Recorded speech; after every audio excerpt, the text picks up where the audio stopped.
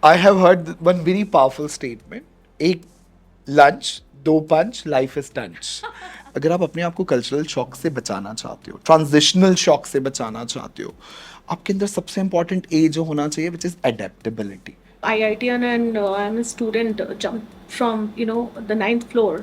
So ये work pressure and इसमें भी what is your view, like this also just because of the company culture which comes in the picture? तो सबसे बड़ा reason ये है कि हमारा जो वर्कफोर्स आ जा रहा है उसको अपना अल्टीमेट एम पता ही नहीं है. उनसे मैं रिक्वेस्ट करूंगा, सर मुझे 1 महीने का, 2 महीने का, 3 महीने का एक इंटर्नशिप लेटर दे दीजिए और मुझे आप थोड़ा सा एक दिन बिठा के ब्रीफ कर दीजिएगा कि आपकी ऑर्गेनाइजेशन कैसे फंक्शन करती है, and I will be ready and I'll go and brag about my internship, but this is not the world function. Hello everyone, welcome to HR scoop. आज के इस एपिसोड में मैं एक ऐसे गेस्ट को लेकर आ रही हूँ जो ऐसी कंपनी के साथ काम किया है जो हम में से ज़्यादातर लोगों की एक ड्रीम ऑर्गेनाइजेशन है. Let me welcome mister Mangal. Hi Mangal. Hi, how are you? I am good. How are you? I'm doing absolutely fine. Thank you for asking. So जैसा मैंने बताया कि आपने एक ऐसी ऑर्गेनाइजेशन के साथ काम किया है जो जनरली मोस्टली बहुत सारे हम में से in fact mind to company dream company है. तो क्यों ना मैं वो पूरी जर्नी, बिकॉज आपका जो एक्सपीरियंस है that's around like IT, banking and finance, telecom industries, बहुत सारी इंडस्ट्रीज में आपने बहुत अच्छा वर्किंग किया है. So let's start your journey with Microsoft. So, as you said, this is a dream company of so many people, but I would not just say that this is the only dream company of so many people, but I always believe being in HR, employer branding is one of the most important element and a KPI of an HR professional. So all the organizations which I have worked with, I always say that whenever I was there, I've seen people were always excited to be a part of the organization. But to start with Microsoft, I got an opportunity to work for Microsoft in a capacity of a trainer. So I was one of those fortunate two employees from entire Madhya Pradesh who were working for this organization in a capacity of a trainer. And we were there to support our retail force in terms of learning how to sell the product to the end user. And training has been my area of excitement from the very beginning of my career when I was with a financial solution company, ICICI Prudential. Everybody knows the name of the brand any which way. So I started again as a recruiter with them, but gradually I was shifted to the learning and development department of the organization. So where we were again training the talent for the organization. Then I joined an organization called London Academy, which is in Doha, Qatar. It was affiliated with the Ministry of Education and Higher Education, Qatar. And that was again a very different experience altogether. Then I got a chance to work for Vivo Smartphone. This is again one of the most exciting organization of the current time. So all these places I got a lot to learn and nurture myself. And I guess whatever I am today, a bit of it is again from all these places. Wow. So how come like trainer and then recruitment and then HR? I mean, So I would put it that way. I have been a people management person from the very beginning. So when I say people management in any capacity, be it HR, be it trainer, be it marketing professional, be it operation guy, you have to manage people. If you're managing people properly, the process, the product, and the profits are managed automatically. So the right people management results into profit, policies, and proper products. So that is something which is really, really important. So I kept my focus on the focused area, that is people management. So HR or training, I always take it as people management. so true. But as you said, you worked with, I mean, at Doha as well. So why? What was the reason you shifted there? Just to explore the opportunities, or? One answer which you have already given, just to explore the opportunity, but it was not just limited to exploring the opportunity. I have been a very curious person from very beginning. When I was working with one nationality Indians and when I was working with 23 different nationalities in Doha, Qatar, the experience was very, very different. I was a center director for one of the organization and learning from different nationalities and that too 23 different nationalities, that is a very, very enriching experience for me. They all have taught me like anything. Though I was the leadership there, they were my team, but your team always teach you how to become a better leader for the time and for the future. Right, right. So when you came back to India, was that, I mean, see, working in a different country and then again in India, so what was the difference between two different countries and handling people? Uh, so it's a very, very interesting question. When even I look back, when I do retro inspection of my career journey, I always see it with the same lens that there are a lot of differences, not just one or two. When you are in a different kind of a climatic condition, your body and brain function differently. When you're working with different kind of people, again, your way of working transform drastically. A lot of time when you are seeing like that 10 people who are sitting across the table, you are in a board meeting and they all are coming from different places. End of the day, you are HR. Your heart and head goes hand in hand. And when your heart and head goes hand in hand, you always look at that side also, that they're all away from their family. This is how possibly they are. My way of handling them would be very, very different, because that's another support system. When we are in a corporate space, sometimes being an HR, we overlook that, and sometimes as HR, we extra look at that particular side, and we really had to kind of balance the both together. क्योंकि कई बार ऐसा भी होता है ना कि I think you have heard about like cultural shock. So एक cultural shock की अगर मैं बात करूँ तो मुझे लगता है लाइफ में सबको एक बार कल्चरल शॉक ज़रूर लगता है, चाहे वो स्टूडेंट्स जब अपने कॉलेज से कॉर्पोरेट लाइफ में एंटर होते हैं या वर्किंग प्रोफेशनल्स एक सिटी से दूसरी सिटी में, एक कंट्री से दूसरी कंट्री में, ये एक बार होता है. And as an recruitment, as a recruitment expert, I felt like everybody have gone through this phase. And specially जब बच्चे कॉलेज से कॉर्पोरेट में जाते हैं, सो हम लोग फैक्ट्री में बोलते थे, because I am from manufacturing side. So factory में व्हाट वी यूज्ड टू से, यहाँ सब लोग ना एक लंच और दो पंच के लिए आते हैं. I have heard one very powerful statement. एक lunch, दो punch, life is lunch. मतलब लाइफ का the purpose of life for so many people, दिन का एक लंच करना है, दो पंच करना है और फिर लाइफ टंच है. उसके अलावा कुछ और देखने सोचने की जरूरत नहीं है. क्योंकि मुझे लगता है वो cultural shock is I think सही भी है, बिकॉज कॉलेज में जो हमें दिखाया जाता है ना, वो फैंसी वर्ल्ड और एक all together different life into the corporate. जब कॉर्पोरेट में आप जाते हो तो एक अलग ही पूरा आपका 360 डिग्री चेंज है. Reality check. Yes. So when we say culture shock, the primary reason of these culture shocks are what you just said. What we imagine and what we experience. There's a huge gap between the two. Because imagination ये होता है, मैंने MBA कर लिया है, कल मैं जाऊंगा, HR आएगा और मुझे manager of XYZ department, I'll be having a very good cabin. 4 people would be knocking my doors and may I come in? What is the order for me? What I have to do for the day. But that's not the reality. When you really work on a day-to-day basis, you really have to make your own way. So MBA is just a passport. Offer letter is the visa. When you enter this space, you really have to make your mark. And that is what you have to do every day. It's not something, and this is why we have the cultural shocks. Every organization have a very, very different culture.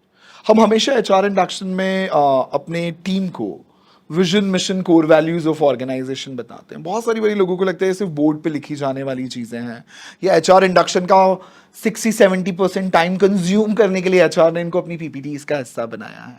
But I strongly believe when you align yourself with vision, mission, and core values of the organization, especially the core values of the organization, you would not have the cultural shocks. Because these core values define how the organization would operate. हम बहुत बारी इनको overlook कर देते हैं, ये तो सिर्फ वो एक एम्बलम बनाने के लिए बना दिया है, लिखने के लिए लिख दिया है, but that's not the reality. जो एक डायरेक्टर है, जो मैनेजिंग डायरेक्टर है, जो ओनर है, जो लीडरशिप है, वो मॉर्निंग इवनिंग नून उसके बारे में सोच के अपने एक्शंस को डिफाइन एंड डिसाइड करते हैं.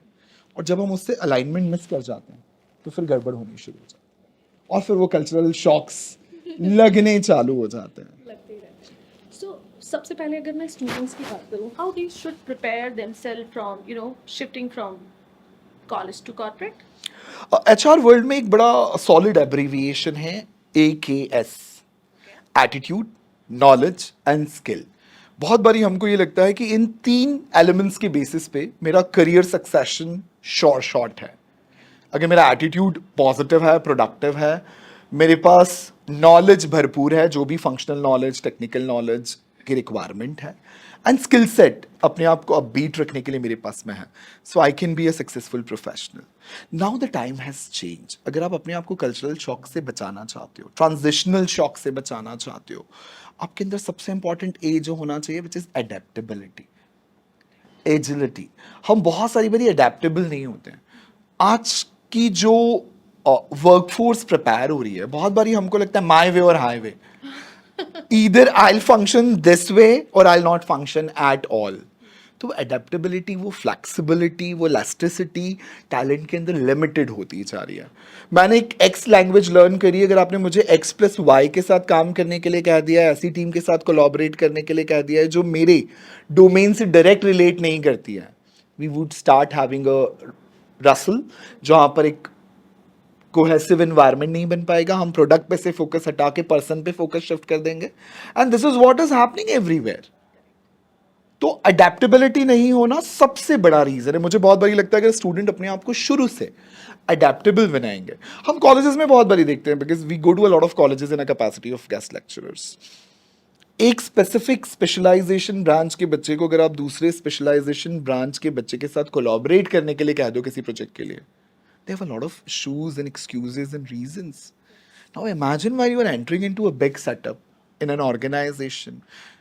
Being an HR, मुझे फाइनेंस के साथ भी कोऑर्डिनेट करना है, मुझे मार्केटिंग के साथ भी कोऑर्डिनेट करना है, मुझे ब्रांडिंग के साथ भी कोऑर्डिनेट करना है, मुझे ऑफिस मैनेजमेंट के साथ भी कोऑर्डिनेट करना है। आई कांट जस्ट से बाबा मैं तो HR हूँ, मैं सिर्फ मेरी ये टीम 10 लोगों की जो है मैं उन्हीं HRs के साथ कोऑर्डिनेट करूँगा। Every day you have to coordinate with so many people, and if you are learning it in your college days, then life would be any day much more easy in your working days. Okay. So, and when I talk about working professionals, I mean, they also feel like this is the only option. Cultural, I mean, shifting from one city to another city, people are so, I mean, so particular about. They don't even, shifting from Bangalore to Mumbai, Mumbai to Bangalore, or maybe sometime, South India to North India. I mean, I feel lot of challenges here. Why people don't try to explore new cities, new country, and how they should prepare for this. We all know that comfort is killer of success, right? And we all look for comfort. मैं इस शहर में हूँ, शहर का environment मुझे पसंद है, मेरा फ्रेंड सर्कल यहाँ पर है, यहाँ के पब्स क्लब्स मुझे बड़े पसंद हैं। They have what not reasons, a lot of time we all laugh at those reasons. So मेरा फ्रेंड नहीं जाने मांगता है, इसलिए मुझे भी नहीं जाना इधर से। And on that particular basis, you are defining your career. On that basis, you are deciding that I should take that next leap in my career or not. That's very, very unfortunate. So, सबसे बड़ा reason हम क्यों नहीं change के लिए open होते हैं, क्योंकि हम कंफर्ट से बहुत ज़्यादा प्यार कर रहे होते हैं। और जब आप कंफर्ट से बहुत ज़्यादा प्यार कर रहे होते हैं, तब आप चेंज को वेलकम नहीं करते हो। और जब आप चेंज को वेलकम नहीं करते हो, तब आप चैलेंज को वेलकम नहीं करते हो। और जब आप चैलेंज को वेलकम नहीं करते हो, तब आप ग्रोथ को वेलकम नहीं करते हो। So this is how the step plan look like. You have to really, it's not necessary कि आप सिर्फ शहर बदलोगे तो ही आप ग्रोथ से मिल पाओगे, बट अगर आपको शहर बदलने से ग्रोथ की संभावनाएं दिखाई दे रही हैं, पर सिर्फ इस कारण से नहीं, मैम आप मुझे बहुत अच्छी अपॉर्चुनिटी बैंगलोर में दे रहे हो, पर I am in love with Bombay, and why I am in love with Bombay, I have no answer to it. So then how would you help me to navigate through this success path in the right manner? मुझे लगता है कहीं ना कहीं इसका awareness इतना नहीं है, because people are not clear what kind of preparation they should have, and they should, what is the right time to explore new opportunities, new city, new country. Because बहुत बार मैंने देखा है लोग एक्साइटमेंट में projects ले लेते हैं, US Canada कहीं भी शिफ्ट हो जाते हैं, but later on they realize, I mean मैंने डिप्रेशन में भी जाते हुए देखा है लोगों को। Yes. Your observations are absolutely correct. It happens because that's a kind of cultural shock which they cannot even, they don't able to realize what is happening. वो सिर्फ कई बार पैसा ट्रैक करता है और चले जाते हैं. So what kind of preparation they should do? See, I'll give you a very classic example. When I was in Doha, we were recruiting some trainers only for our organizations, and trainers were super excited. Doha pays you good money, the culture is nice, The organization was very, very good for which I was recruiting this particular talent. 2 months, 3 months, sir, यहाँ का climate हमको suit नहीं कर रहा है. Doha, like the average temperature is 45, right? They hardly see monsoon in the year's time. The weekends are different. The working hours are different. The reporting systems are different. The language, the communication. I'm expert in English for an instant, but 70% of my audience does not understand English as a language. How would you really, really manage your life there in a country where the limitation of language is there? It's not in the context of Doha specifically, but there's so many countries where people do face a lot of language barriers. Now, when you are into such an environment, you really learn that how I really have to make my way forward. And when you are not willing to learn how to make the way forward, you better be where you are and struggle with the things which you have been struggling. True, true. And on the other side, like you worked with, very diversified of clients like companies, telecom, finance, education, and similarly, even I got rejected many times because in a telecoms industry, why? Because I came from manufacturing background. So you will not be fit into the culture. ऐसा मुझे मिला interview being an HR and HR have rejected me. So I want to understand because ये industries का अपना अपना एक simple culture होता है बट कुछ कंपनीज़ में कल्चर बहुत अच्छा होता है कुछ कंपनीज़ में कल्चर अच्छा नहीं होता है एंड मैं बोलूँगी स्टार्टअप का अपना एक अलग तरीका है काम करने का एक बड़ी एमएनसी और मैन्युफैक्चरिंग इंडस्ट्रीज़ का एक अपना अलग तरीका है सो ये जो डिफरेंस है and when people shift from another company to when they are into the comfort zone and जब वो अपना इंडस्ट्री शिफ्ट करते हैं या कंपनी शिफ्ट करते हैं सो उसमें बहुत सारे लोग ये बोल के जॉब स्विच करते हैं कंपनी का कल्चर अच्छा नहीं है सो जॉब छोड़ना is right because of the company culture Before I answer the question, I would like to ask you a question. Sure. That how the culture is formed. You and me who are deciding the culture. जो मेरे organisation का employee है वो और मैं मिलकर हमारी organisation का कल्चर बना रहे हैं. अगर मैं ये कह रहा हूँ कि मेरे ऑर्गेनाइजेशन का कल्चर अच्छा नहीं है, इनडायरेक्टली अप्रत्यक्ष रूप से मैं ये कह रहा हूँ कि मैं अच्छा नहीं हूँ. Because culture is not a wall, a room, a activity. I want you to repeat this. I mean, this is so powerful because I strongly want, to highlight this particular talk which we are talking about because people don't understand what they assume from the culture is HR is responsible for culture. And I really appreciate I you can share. very strongly believe that every individual, from my entry level staff to my supreme staff, we all are equally responsible for designing, driving, and nurturing the culture. And I again repeat myself culture is nothing but you and me. We human beings, this is why HRs are asked to be responsible for culture because HRs are responsible for the human resources in the organization. So culture मुझसे शुरू होता है और अगर मैं अच्छे से अपने कल्चर को रिस्पेक्ट करता हूँ फॉलो करता हूँ अडहेयर करता हूँ एम्बाइब करता हूँ then I have no rights to blame others that the culture is wrong. बहुत सारी बारी हम लोग सुनते हैं कि यार बड़ा टॉक्सिक इन्वायरमेंट है. What is toxic in the environment? How do we create the environment? दीवारें टॉक्सिक नहीं होती, सिस्टम टॉक्सिक नहीं होता, टेबल टॉक्सिक नहीं होती है, टी कॉफी टॉक्सिक नहीं होती. टॉक्सिक कौन होते हैं? People. पीपल.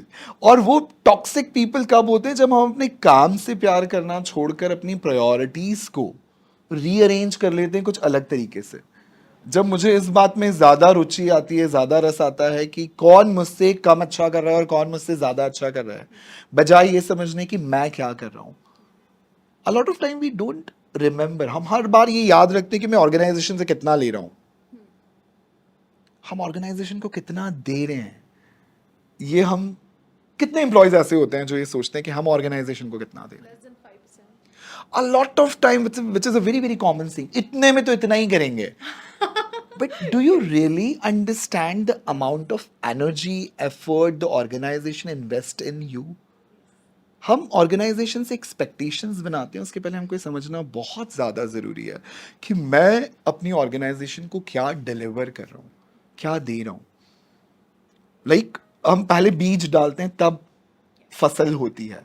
हम पहले ये कैलकुलेट करने बैठते हैं कि फसल कितनी होगी, उस हिसाब से हम बीज डालेंगे. then that's not a successful approach to fulfillment. So you mean to say like e- anyone or everyone is responsible for the culture? Yes, we all are equally responsible for culture. It's not that मैं HR हूं तो मैं ज्यादा responsible हूं और मैं sales and marketing में हूं तो शायद मैं नहीं रिस्पॉन्सिबल हूं या मैं कम रिस्पॉन्सिबल हूं, नहीं, आप और हम इक्वल रिस्पॉन्सिबल हैं कंपनी के कल्चर को बनाने के लिए. I recently have gone through one article where IITian and I'm a student jumped from the ninth floor, and they said just because of the work pressure. So ये work pressure and इसमें भी what is your view, like this also just because of the company culture which comes in the picture, or these what is, I mean, it's really shocking for me and for the entire world. I mean, ऐसा कैसा work pressure यार कि आप नावे वाले से कूद जाओगे. See, I'm a psychology enthusiast, and I always believe that human psyche behaves in a different way in a different environment. There are three very, very important teachers we have in our life. We all know that the mother is the first teacher to every individual. The teacher is the second teacher to every individual. Third and a very very powerful teacher is the environment. मैं किस तरह के माहौल में हूं, वो माहौल मुझे एक्टिवली या पैसिवली बहुत कुछ सिखा रहा है.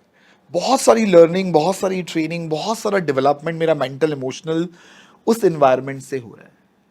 आई ऑलवेज बिलीव जैसे हम अपना लाइफ पार्टनर चुनने के पहले बहुत प्रॉपर प्रोसेस के थ्रू जाते हैं, हमको अपना एम्प्लॉयर चुनने के पहले भी बहुत प्रॉपर प्रोसेस के थ्रू जाना चाहिए.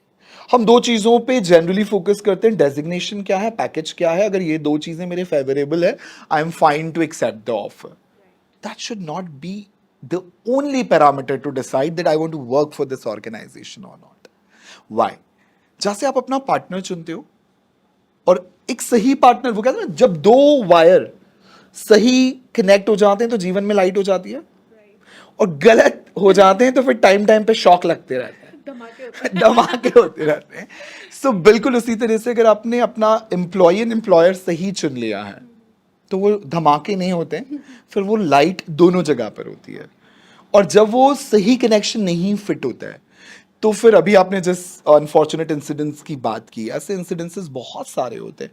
आज हम देखते हैं बहुत सारे कॉर्पोरेट वर्ल्ड में depression is a very very common term. And a lot of time in my previous organization हम लोग एक मेंटल हेल्थ मंथ सेलिब्रेट करते थे, where we use to try and learn, because हमारी सेल्स फोर्स के पास में बहुत सारे टारगेट प्रेशर्स होते हैं, इवन एचआर के पास में बहुत सारे टारगेट प्रेशर्स होते हैं. बहुत भाई लोगों को लगता है कि यार सिर्फ सेल्स एंड मार्केटिंग के पास ही नंबर का प्रेशर होता है, बट लाइक आज के समय में it's very very competitive world and it's everywhere. तो जहां पर नंबर रेस है वहां पर प्रेशर ऑटोमेटिकली आदमी अपने ऊपर फील करने लगता है. But what all are the steps? I mean, to choose the employer for freshers. I mean, उनको इतना समझ नहीं होता है as a, I mean, engineering pass out student और may be MBA pass out student. They don't know, उनको सिर्फ ये चाहिए होता है मेरा प्लेसमेंट हो जाए बस. I mean, they just want to get placed in a good company. वो इतना दिमाग ही नहीं लगा सकती कि मैं कुंडली मैच करूंगा एम्प्लॉयर के साथ, अपना एक एक स्टेप मैच करूंगा, वेदर इट्स गुड कंपनी और not good company. They look for the package, as you said, right? So what all are the steps which any or every individual should look into when they're getting offer from some company or applying for the company? See, I have been a campus ambassador for my couple of organizations. Every organization, not just my organizations, but otherwise also, we have a pre-placement talk. Acha.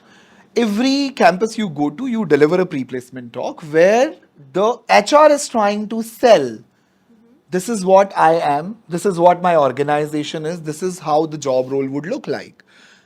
And on that particular basis, you are motivated to apply for that particular organization or not. Again, अब आप उस talk में किन areas पे underline कर रहे हो, that's your individual limitation. आप ये देख रहे हो कि कंपनी का पोर्टफोलियो कैसा है, उसका नेटवर्थ क्या है, उसका एनुअल प्रॉफिट क्या है. On that basis you are deciding. That is an important element, but that should not be the only element to decide that I have to go into this particular organization or not. So there are so many filters. Again, I am saying, and these so many filters can be organization के अभी immediate goals क्या हैं, long term goals क्या हैं, वो मेरे गोल से कितने अलाइंड हैं. Possibly I am just an management trainee to begin my career with an organization. Next 6 months I just be shadowing somebody, I even be nobody. मेरा एक कंपनी का कोड भी नहीं होगा पॉसिबली शुरू के 3 महीना 6 महीना. Right, but still I will be a part of the organization. But उस पीरियड में मैं क्या लर्न करने वाला हूँ, और जो मैं लर्न करने वाला हूँ वो मेरे अल्टीमेट एम के साथ अलाइंड है कि नहीं. तो सबसे बड़ा रीजन ये है कि हमारा जो वर्कफोर्स आ जा रहा है उसको अपना अल्टीमेट एम पता ही नहीं है, और उस कारण से हम लोग उस चौराहे पे खड़े होते हैं जिधर की हवा बहती है हम उधर बह जाते हैं. अगर मेरा डायरेक्शन क्लियर है, मेरा डेस्टिनेशन मेरे दिमाग में फिट है, I'll not just go with the flow. I'll decide that this is what is my destination and I have to walk to my destination. Possibly it will take some time. Challenges शायद थोड़े बड़े होंगे, difficulties थोड़ी सी ज़्यादा होंगी, but true success का taste आपको वहीं पर मिलेगा. और फिर ये depression, suicidal thoughts, frequent job changes would never happen. So what you suggest, like as you said, most of the student doesn't know their aim, और वो जो हम चौराहे पर खड़े हैं as you said, so उसके लिए क्या करना चाहिए, कैसे पता करना चाहिए? Awareness is very very important. Awareness in a way हम अपने आप को कितना एजुकेट करते हैं. Education does not mean BA MBA, BBA MBA, BCom MBA. I am not talking about that education. That is, again, as I said, that's just the passport which allows you to travel wherever you want. But alongside, you need to decide, मुझे beaches explore करने हैं, मुझे mountain explore करने हैं, मुझे desert explore करना है. आपके पास वो डिसीजन ही नहीं है. अभी पासपोर्ट लेकर हम खड़े हैं. एक बड़ा एक अच्छा एग्जाम्पल अगेन दिमाग में आता है कि हम बहुत बारी गए हैं प्लेटफॉर्म पे. अब प्लेटफॉर्म पे जाके हम कह रहे हैं हमको टिकट दे दीजिए.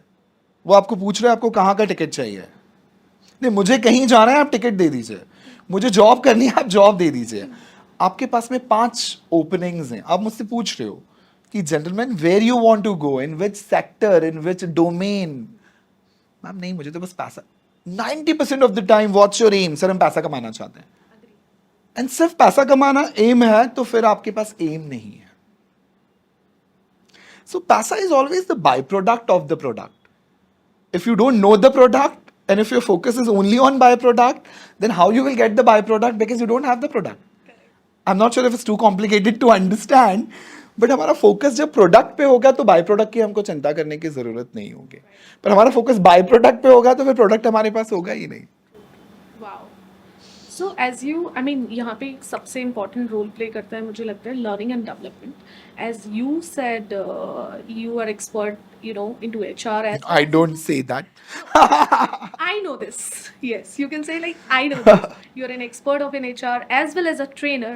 So it's wonderful combination what I understand, क्योंकि mostly being an HR मुझसे तो ये बोला जाता था जब भी मैं training and you know trainings organize करने की बात करती थी कि ट्रेनिंग ये तो HR का KPIs है. KPI KRAs के अराउंड आप काम कर रहे हो. That's nothing. I mean, training किसी को नहीं करना है, पता ही नहीं हमको क्यों करना है, क्या ज़रूरत है. So what you want to suggest, like why trainings are important and how this plays an important role for any student or working professionals? So the step 1 of any training program is TNI, training need identification, which we all know. अब उसका identification हम कर कैसे रहे हैं.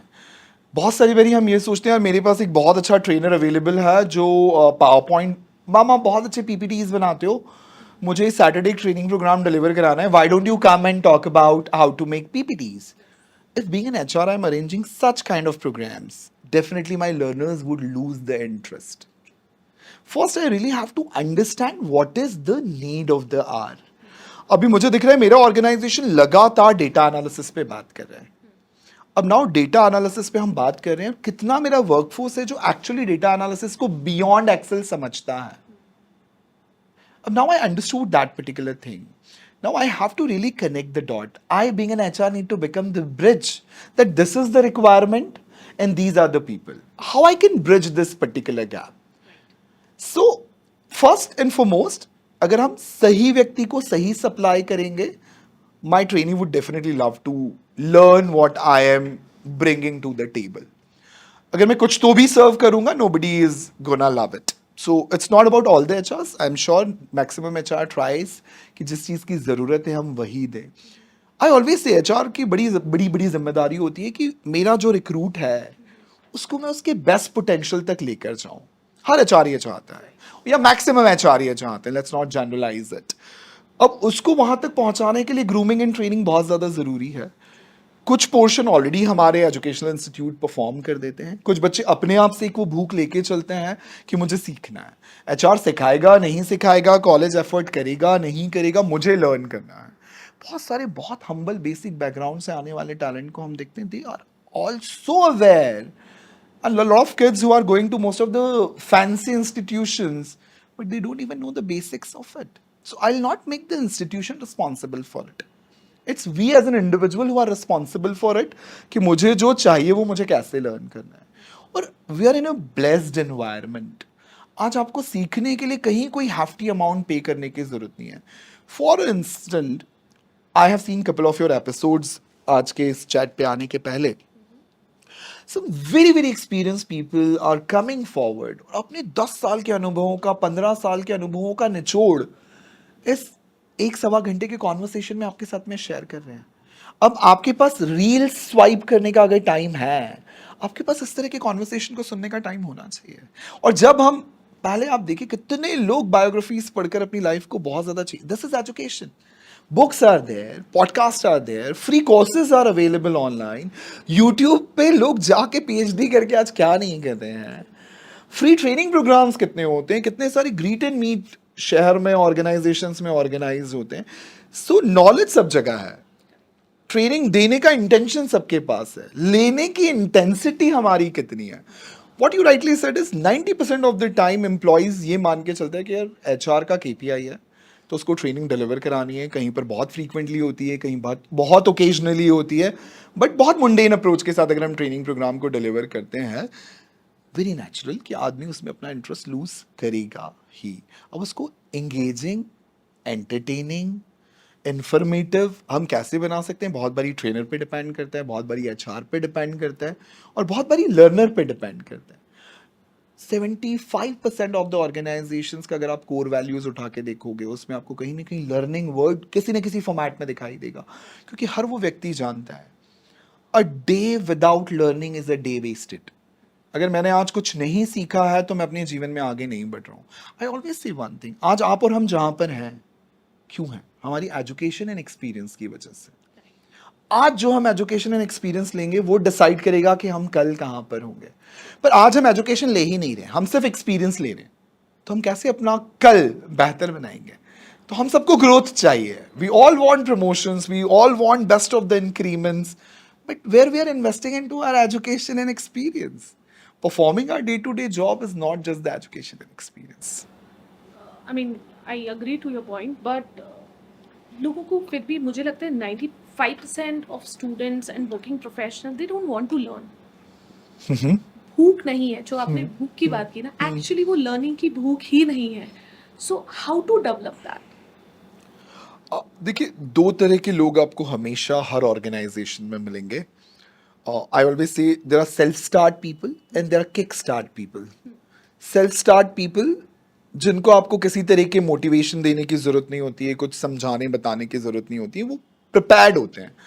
They don't wait for HR, Deepika to come forward and tell them you have potential, you can do well, go learn this particular thing, the next could be you. They don't need it. So they are the self-start people. Right.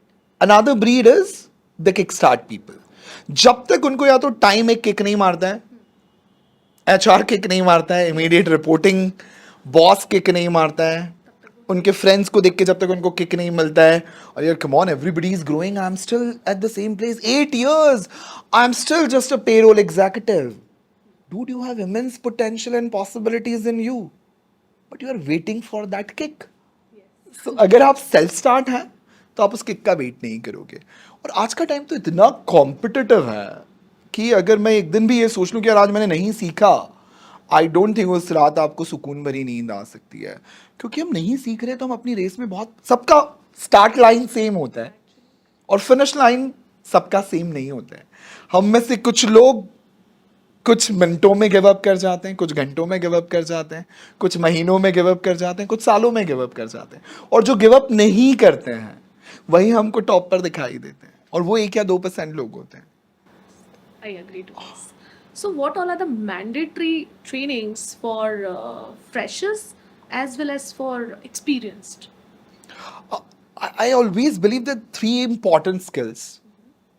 जो हमेशा से थे, आज हैं, और मेरा conviction कहता है कि आने वाले समय में भी रहेंगे. So number one is problem solving skills. Okay. इसकी ट्रेनिंग आपको बहुत टेक्निकल कोई सर्टिफिकेट डिप्लोमा लेने की जरूरत नहीं है.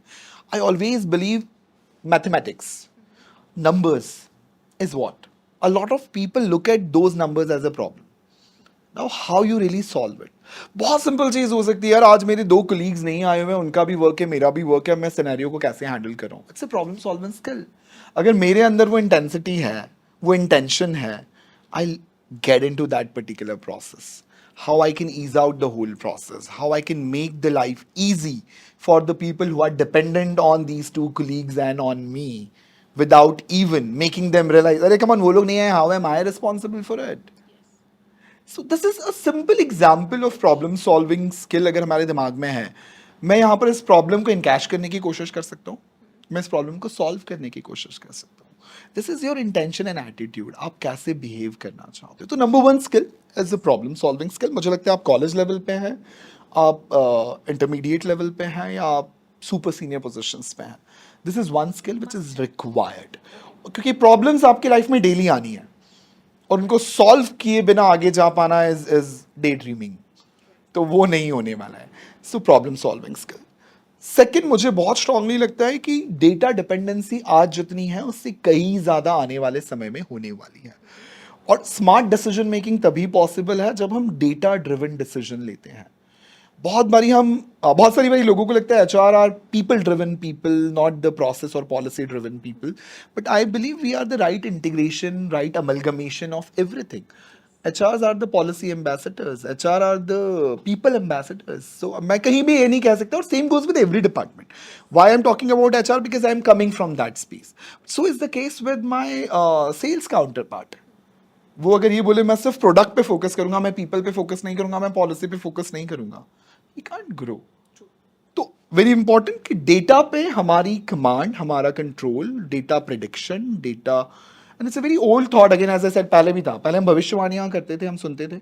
तो भविष्यवाणी is a very very scientific thing, कि आप बेसिक डेटा लेकर उसके ऊपर सर्टन परमेंटेशन कॉम्बिनेशन लगाकर एक प्रिडिक्शन देते हो. Right, same is the case which we are doing in the corporates today. हम पिछले 2 वीक का सेल्स का डेटा उठा के, 2 साल का सेल्स का डेटा उठा के, अगले 2 सीजन के सेल्स के नंबर्स को फोरकास्टिंग करके दे रहे हैं. उसके बेसिस पे मेरा प्रोडक्शन प्लान होगा, उसके बेसिस पे मेरा मेन पावर प्लान होगा, उसके बेसिस पे मेरा फाइनेंस प्लान होगा, वेयर हाउस प्लान होगा. Everything would go in sync with it. So data analysis is a very very important element. Last, मुझे बहुत स्ट्रांगली लगता है कि कम्युनिकेशन स्किल्स. बहुत सारी बारी हम इंडियंस ने कम्युनिकेशन स्किल को बहुत अलग तरीके से इंटरप्रीट किया हुआ है. मैं कितनी अच्छी अंग्रेजी बोलता हूँ, on that particular basis people will evaluate my communication skill, but that's not the reality. मैं 10 बात बोलता हूँ, उसमें से कितनी बात सुनने वाला समझ पाता है और याद रख पाता है, that's the parameter to decide मेरा कम्युनिकेशन स्किल कैसा है. So it's a very very important skill. आज आप देखिए, questioning skill is a part of communication skill.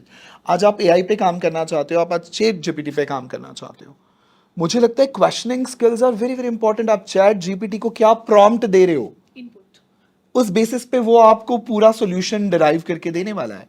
अब वो prompt is nothing but your questioning skill, which is a part of your communication skill. So communication does not mean आपको grammar आती है, आपको vocabulary आती है, आपको fancy jargons and abbreviations use करने आते हैं, नहीं आते हैं. कम्युनिकेशन स्किल का मतलब होता है आप कितना सिंप्लीफाइड मैनर में अपने आप को एक्सप्रेस कर सकते हो, आपकी कही गई बात सुनने वाला कितना समझ पा रहा है और कितना याद रख पा रहा है. अगर ये एलिमेंट सही सिंक्रोनाइजेशन में चलता है, I can go on and on. I was the part of one very good initiative of one of the very good organization of our country, and they were working on the idea called 21 skills for 21st century. So there are 21 skills which are required for succeeding in 21st century. So these are the 3 skills जो मुझे बहुत strongly लगता है कि मुझ में होने चाहिए, मेरे साथ के सारे लोगों में होने चाहिए, और जितने लोग अभी हमको सुनेंगे या सुन रहे हैं उन सब के अंदर होने चाहिए. अगर मैं फिर से सम अप कर दूँ इन तीनों स्किल्स को, तो बड़ा स्ट्रांगली मुझे लगता है कि हम अगर नीचे से ऊपर की तरफ जाएं तो कम्युनिकेशन, स्पेशली क्वेश्चनिंग स्किल्स. हम इंटरव्यू में बहुत बारी पूछते हैं, would you like to ask anything, Look, you are again a seasoned HR. How many times you really listen a question back from your interviewee? I mean, most of the time, no. It's 99% of the time people have, no, ma'am, thank you. No other question, ma'am. That's all. You have an opportunity. वो बंदा जो पिछले 1.5 घंटे से आपसे सवाल पूछ रहा है, उसने आपके हाथ में पावर पास ऑन की कि अगर आप कुछ पूछना चाहते हो तो पूछ लो, पर हमें सवाल पूछना ही नहीं आता है. So questioning skills are very very important. आप गूगल के पास जाके कुछ पूछना चाहते हो, आपको सवाल पूछना नहीं आता है, गूगल आपकी मदद नहीं कर सकता. आप चैट जीपीटी के पास जाना चाहते हो, आपको सवाल पूछना नहीं आता है, चैट जीपीटी आपकी मदद नहीं कर सकता. सो आज के समय में जब बच्चा घर आता है, पेरेंट को ये नहीं पूछना चाहिए कि तुमने स्कूल में आज क्या सीखा, ये पूछना चाहिए तुमने आज स्कूल में क्या पूछा. Because on that basis I'll get to know that my child is competent in asking questions or not.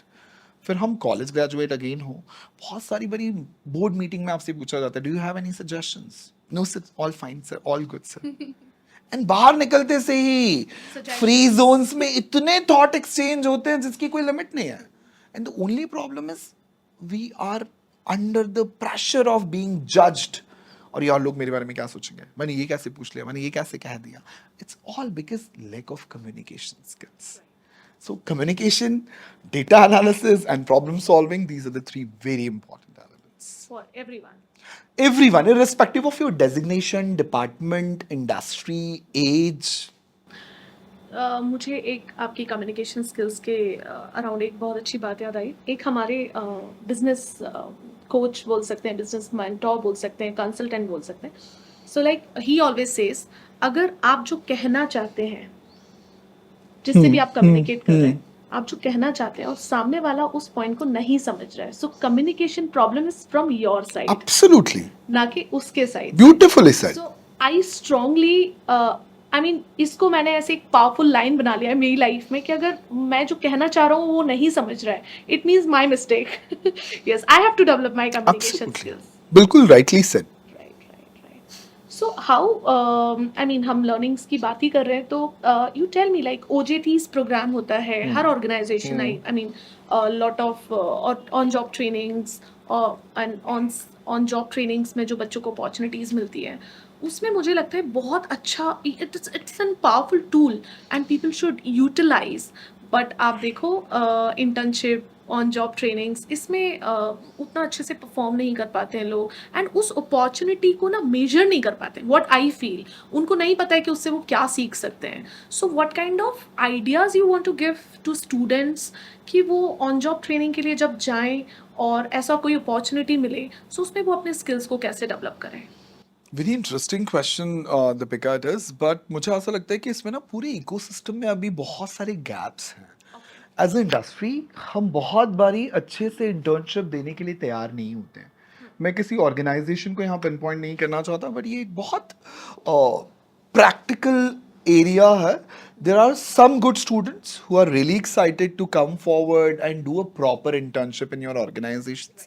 But we as industry are always so occupied into our day-to-day chores that we are not so motivated to extend our hand and support to that future workforce which is any which way coming to me and I'm paying salary to them and then training them.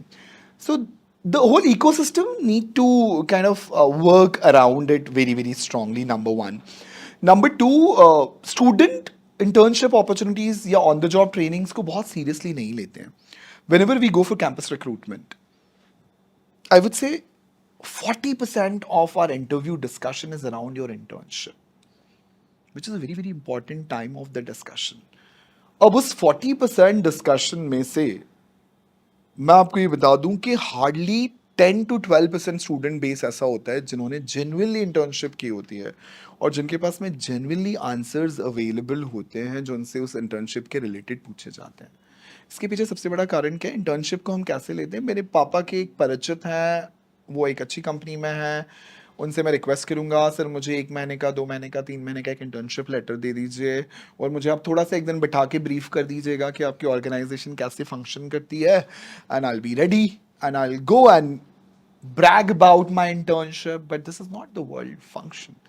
आपको genuinely जब तक आप ground zero पे नहीं जाते हो, जब तक आप एक्चुअली वो टास्क नहीं करते हो जो आप कह रहे हो कि मैंने किया है, तब तक आप वो, because HRs are very very smart people.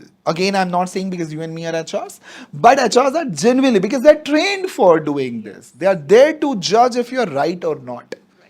So internship के इंपॉर्टेंस को हम बहुत बारी नहीं समझते. हम ना सीआरटी करना चाहते हैं ना हम ओजेटी करना चाहते हैं. सबसे बड़ी दिक्कत यह है कि हम लर्न नहीं करना चाहते, जो हम already first half of the discussion में बात कर चुके हैं, कि वो सीखने की एपिटाइट हमें धीरे धीरे रिड्यूस होती जा रही है. हम सबको शॉर्टकट्स चाहिए, हम सबको इजी वे आउट्स चाहिए, हम सबको नेटवर्किंग के बेसिस पे अपॉर्चुनिटीज़ चाहिए, हमको ओवरनाइट सक्सेस चाहिए, which is not possible. So internship is very very important. There is no shortcut to learning. जब आप 90 days की internship actually claim करते हो, आप imagine करो किसी एक डिपार्टमेंट के किसी एक छोटे से फंक्शन को आप किसी ऐसे व्यक्ति के साथ परफॉर्म कर रहे हो जिसके पास मिनिमम 3 years उस काम को करने का अनुभव होता है, और उससे आप 3 महीने में उसके बेसिक न्यूआंसेस लर्न करते हो, और जब उसके साथ आप वापस आते हो, इंटर्नशिप के बेसिस पे बच्चे बहुत बार ये डिसाइड कर पाते हैं कि मुझे इस इंडस्ट्री में जाना है कि नहीं जाना. जो अभी हम कंपैटिबिलिटी की बात कर रहे थे, that internship is your dating period, courtship period, कि आपको पता होता है कि मुझे इस ऑर्गेनाइजेशन के साथ लॉन्ग टर्म रिलेशनशिप में अपने आप को इन्वेस्ट करना है कि नहीं करना है. आप उसकी कल्चर को थोड़ा थोड़ा एक्सपीरियंस कर पाते हो, आप उनके प्रोडक्ट, प्रोसीजर्स, पॉलिसीज, पीपल, सबको अंडरस्टैंड एंड लर्न कर पाते हो. तो internship opportunities are very very important opportunities, but only when they are taken seriously and sincerely. But मुझे लगता है फॉर वर्किंग प्रोफेशनल्स एक दो ट्रेनिंग्स से इफेक्टिवनेस तो नहीं आती. मतलब महीने में एज एन एचआर हमने एक ट्रेनिंग प्रोग्राम ऑर्गेनाइज कर दिया, 2 ट्रेनिंग प्रोग्राम कर दिए, so this is not really effective. What I feel it should be a combination of learning and development और some kind of a programme, some kind of on going process. So वो मुझे लगता है students के लिए हो या working professionals के लिए हो, वो ज़्यादा इफेक्टिव हो सकता है. I am totally aligned with you for this. See, learning is like building a muscle. मैं आज महीने में एक दिन जिम गया, योगा क्लास गया, जुम्बा क्लास गया, and then I'm calling myself a fitness enthusiast or I'm a fit guy. That's a wrong projection about fitness. Same goes with learning. मैंने महीने में एक दिन, 2 घंटे, 3 घंटे, 4 घंटे का एक वर्कशॉप अटेंड कर लिया. Now I'm saying मैं तो बहुत लगा रहता हूँ सीखने के लिए, उससे चेंजेस नहीं आने वाले. Learning is in constant effort. This is what I just said, a day without learning is a day wasted. अगर मुझे ये नहीं लग रहा है कि मैं सीखने के लिए जेन्युइन एफर्ट करूँ, कॉन्शियस लर्निंग इज लर्निंग. बहुत बार हम कहते हैं लाइफ तो हमको हर पल सिखा रही है, हम हर पल सीख रहे हैं. Don't be philosophical there. आपको कॉन्शियसली, एफर्टफुली ये सोचना है कि आज दिन भर में मैंने क्या लर्न किया है. 20 मिनट्स बहुत ज़्यादा नहीं. अगर आप अपने हर दिन का 20 मिनट इन्वेस्ट करते हो लर्निंग में, mark my words, the ROI would be so shocking. आप अपना ग्रोथ ग्राफ देखकर खुद सरप्राइज होंगे कि यार हम जब लर्निंग पे जेन्युइन एफर्ट डाल रहे हैं तो वो जेन्युइन रिटर्न्स मिल रहे हैं. The return on investment is there. Procrastination versus perfectionism. This is a simplified way of saying it, and at the same time you have to be very very, consistency is, continuous learning is learning. Learning is not sufficient, continuous learning is required. So what is I mean the student, what I mean, we understand as an HR and working professional what is L&D, but students को L&D में कैसे अपने आप को train करना चाहिए? I'll go to square one again. जिसके पास अपना डेस्टिनेशन क्लियर होता है वो कोई लर्निंग अपॉर्चुनिटी को मिस नहीं करता. तो सबसे पहले अगर आप मोटिवेटेड हो सीखने के लिए, when you know why, the how is always clear. When your why is not clear, your how would never be clear. तो मुझे क्यों करना है जब मुझे ये पता होगा, तो मुझे कैसे करना है वो रास्ते, फिर सेल्फ लर्निंग है, मैं एक mentor. A lot of corporate professionals are available to give very very good mentorship to the students. You simply have to go take a effort, go on LinkedIn, write a simple message to somebody जिसको भी आप अपने mentor के तौर पे देखते हो कि सर मैं आपके साथ mentorship करना चाहता हूँ. They are available on a paid basis, they are available on free basis as well. But वो effort तो आपको करना पड़ेगा. अब आप ये सोचो कि नहीं कुआं ही प्यासे के पास हर बार पहुंच जाएगा, पॉसिबल नहीं है. आपके कॉलेजेस में बहुत अच्छे अच्छे फैकल्टीज हैं. Look at some very very good management institutes in the city itself. They are phenomenal faculties with them. आप उनको यूटिलाइज नहीं कर पाते हो. आप 70% of the time cafes and canteens में बता रहे होते हो, तो कैसे लर्निंग एंड डेवलपमेंट होगा? आपकी ऑर्गेनाइजेशन जब आपके लिए कोई ट्रेनिंग प्रोग्राम कर रही होती है, आपके पास प्रोजेक्ट के एक्सक्यूज, डेडलाइन के एक्सक्यूज, अनअवेलेबिलिटी के एक्सक्यूज, क्लाइंट मीटिंग के एक्सक्यूज, आप इमेजिन करके देखिए, आपकी ऑर्गेनाइजेशन आपको पे कर रही है, ऑफिस आवर्स में ट्रेनिंग प्रोवाइड कर रही है, मतलब उस पर्टिकुलर टाइम का जब आप सीख रहे हो उस समय का भी आपको पे मिल रहा है, टाइम आपकी ऑर्गेनाइजेशन दे रही है, आपको सिर्फ अपना एक्टिव प्रेजेंस वहां पर देना है, आप उसके लिए भी तैयार? ये भी नहीं होता हमसे। मतलब आप इमेजिन करके देखो फिर वो ग्रोथ माइंडसेट है कहाँ, कहाँ हम अपने आप को नेक्स्ट लेवल पे ले जाने के लिए तैयार कर रहे हैं। मतलब अब आप बात करो कि अगर जिसको पैसा देना पड़े और समय ऑफिस से निकाल के देना पड़े और कुछ सीखने जाने की जरूरत, तो वो आदमी तो फिर ढूंढने से भी नहीं मिलने वाला है। इसीलिए शायद हम लोग बोलते हैं कि लीडर एक या दो ही बन पाते हैं out of thousands or in lakhs. In organizations like career progression, succession planning, there are a lot of things. So why only when we are training so many people, but leaders हम में से एक या दो ही बन पाते हैं? जो मैंने कहा एक्टिव प्रेजेंस, जब एक टीचर क्लास में पढ़ाता है, सेम लेक्चर सारे स्टूडेंट को डिलीवर करता है, ऑल 30-40 स्टूडेंट हुआ सिटिंग इन द क्लासरूम, सारे बच्चों को टीचर एक ही बात एक ही तरीके से समझा रहा होता है, बट टॉपर कोई एक या दो ही बच्चे होते हैं, बाकी बच्चे सिर्फ पास होने के लिए या पास नहीं भी होने के लिए क्लास में बैठे होते हैं। Likewise in the corporates also there are people who are sitting in that particular classroom, they are running in the race, but they are not running the race to win the race.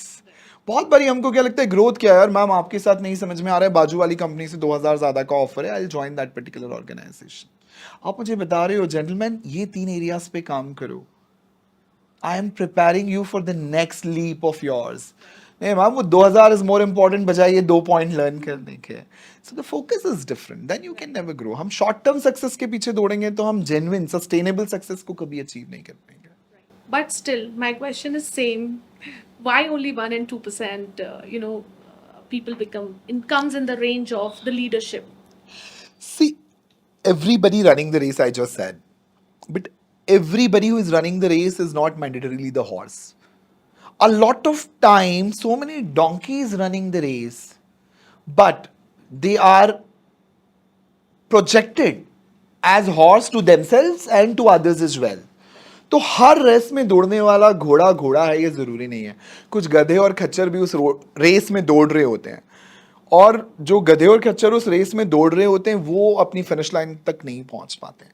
जो genuine horse होते हैं जिनको पता होता है कि नहीं रुकना इज नॉट द ऑप्शन, दौड़ना इज द ऑप्शन और दौड़ते रहना इज द ऑप्शन, वो रेस को जीतते हैं और वही विनर्स एक्चुअली होते हैं। Same goes with this leadership funnel तक जो लोग निकल के आते हैं, एक एग्जीक्यूटिव लेवल में 1000 2000 3000 एम्प्लॉइज होते हैं और टॉप नॉच लीडरशिप बहुत बारी, like I will give you an example of my last organization. Store पे खड़ा होकर प्रोडक्ट सेल करने वाला executive over the period of 8 years now he is the leader of the organization, the ultimate leader of the organization. Why? Because he has been so consistent. जो challenge मेरे सामने आएगा वो मुझे परफॉर्म करना है, जो चीज सीखनी है मैं उसके लिए तैयार हूं। अब आप इमेजिन करिए, आप ये मान, आप can you dream about something कि यार एक स्टोर पे खड़ा होके प्रोडक्ट सेल करने वाला बंदा उसी ये मेरे अनुभव में, मतलब I have seen it live, मैं आपको कहीं से मोटिवेशनल स्पीच से कॉपी पेस्टेड स्टेटमेंट नहीं दे रहा हूं। That person is becoming the boss of the organisation because consistency and that vision and never giving up attitude. तो वो भूख के बिना नहीं हो सकते। आपके सामने 56 भोग है पर आपको भूख नहीं है तो आप एफर्ट नहीं करोगे उन 56 भोग को लेने का। तो अपॉर्चुनिटी सबके पास सेम होती है, जिन्होंने वहां से शुरुआत की थी सबके पास इक्वल अपॉर्चुनिटी थी।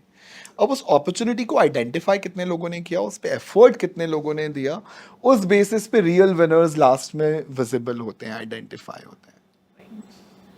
I'm sure this is going to be very insightful session for the audience because आज हमने learning and development के around कैसे उस suggestions, tips as well as what do's and don'ts, क्या करना चाहिए क्या नहीं करना चाहिए, as well as cultural shock के बारे में जो हमने बात की, ये काफ़ी insightful हो सकता है students and working professionals के around.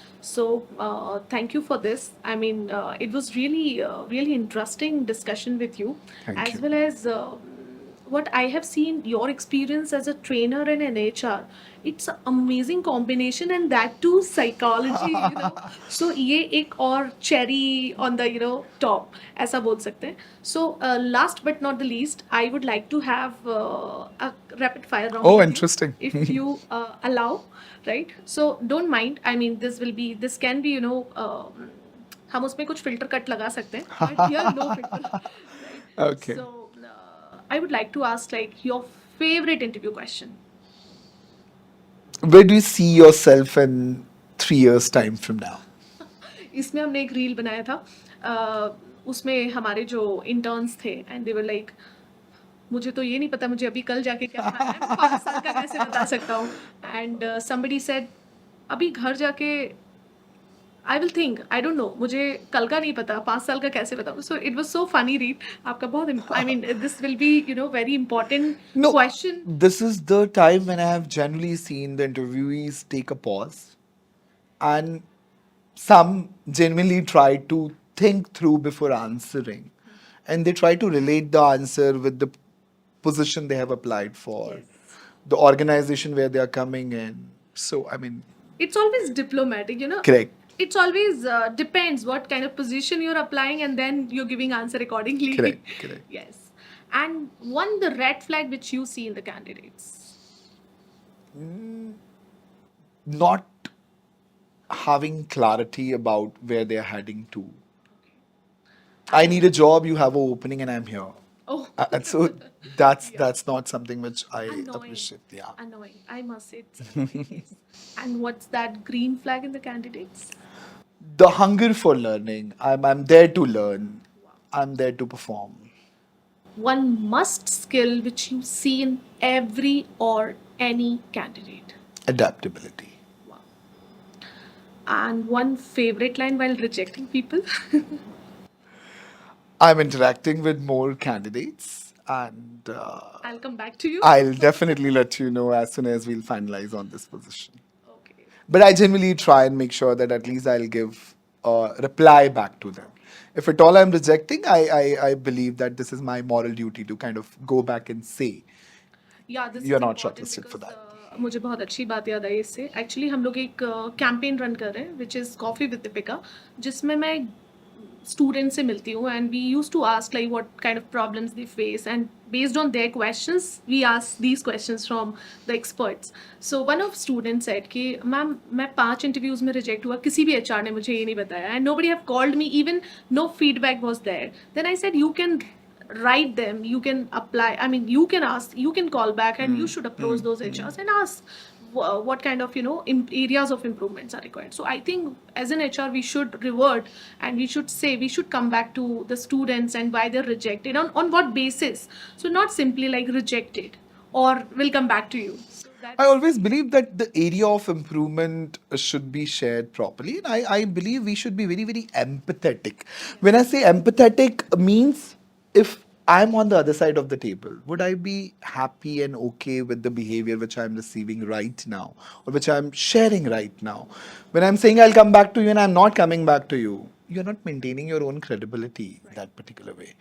And if you're not maintaining your credibility, and if you're expecting the candidate to maintain the credibility when they are joining in, I mean, the double standards would not work there. right. So thank you so much. It was really wonderful discussion with you. So आज के इस podcast episode में मंगल sir ने जो discussion किया, and we talked about like cultural shock, we talked about training and development, how trainings are important, how trainings plays an important role for any working professionals or students. I think this is going to be very interesting for all of us. Must watch. Thank you. Stay tuned with the HR Scoop.